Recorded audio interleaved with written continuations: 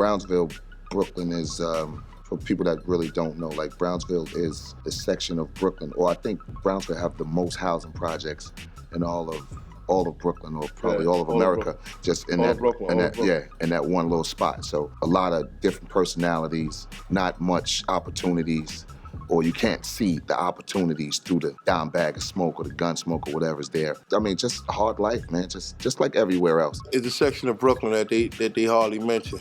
They try to keep it in the cut because it's just so terrible down there. It's like you got Brooklyn, you got sprinkles of this and sprinkles of that. Brownsville, you got only just hood. Well, you hear about it on the news. It's hood.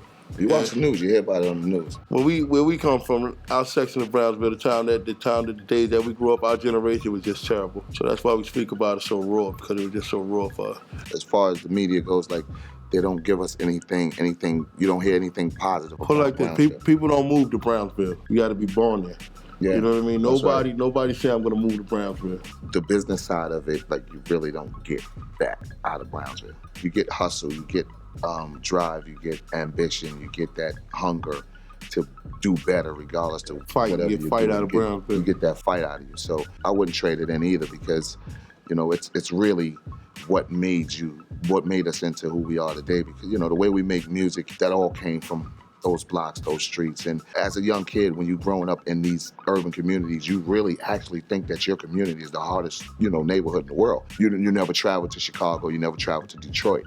So, and the same with everybody in those other places. So you just got what you have there, and you gotta take it and build off of that. You know what I mean?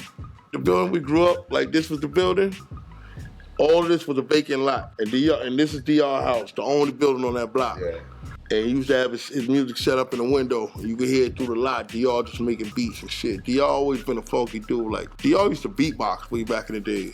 You know what I mean? He was amazing. He was amazing back then. You know what I mean? So DR's like one of the dudes besides Lazy Lays, one of the dudes from like before M.O.P doing music in our hood.